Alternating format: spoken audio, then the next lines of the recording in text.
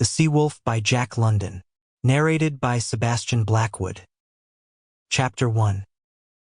I scarcely know where to begin, though I sometimes facetiously place the cause of it all to Charlie Furuseth's credit. He kept a summer cottage in Mill Valley, under the shadow of Mount Tamalpais, and never occupied it except when he loafed through the winter months and read Nietzsche and Schopenhauer to rest his brain.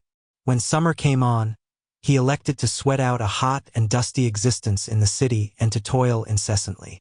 Had it not been my custom to run up to see him every Saturday afternoon and to stop over till Monday morning, this particular January Monday morning would not have found me afloat on San Francisco Bay. Not but that I was afloat in a safe craft, for the Martinez was a new ferry steamer, making her fourth or fifth trip on the run between Sausalito and San Francisco. The danger lay in the heavy fog which blanketed the bay, and of which, as a landsman, I had little apprehension.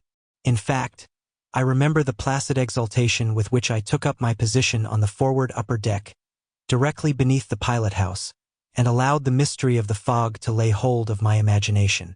A fresh breeze was blowing, and for a time I was alone in the moist obscurity, yet not alone, for I was dimly conscious of the presence of the pilot, and of what I took to be the captain, in the glass house above my head.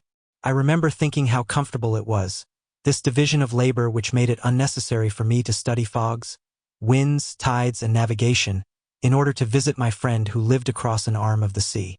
It was good that men should be specialists, I mused. The peculiar knowledge of the pilot and captain sufficed for many thousands of people who knew no more of the sea and navigation than I knew.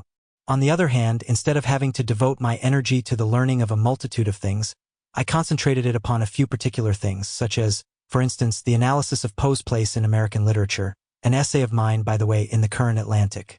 Coming aboard, as I passed through the cabin, I had noticed with greedy eyes a stout gentleman reading the Atlantic, which was open at my very essay. And there it was again, the division of labor, the special knowledge of the pilot and captain which permitted the stout gentleman to read my special knowledge on Poe while they carried him safely from Sausalito to San Francisco. A red-faced man, slamming the cabin door behind him and stumping out on the deck, interrupted my reflections, though I made a mental note of the topic for use in a projected essay which I had thought of calling The Necessity for Freedom, a plea for the artist. The red-faced man shot a glance up at the pilot-house, gazed around at the fog, stumped across the deck and back, he evidently had artificial legs, and stood still by my side, legs wide apart, and with an expression of keen enjoyment on his face. I was not wrong when I decided that his days had been spent on the sea. It's nasty weather like this here that turns heads gray before. Sample complete. Ready to continue?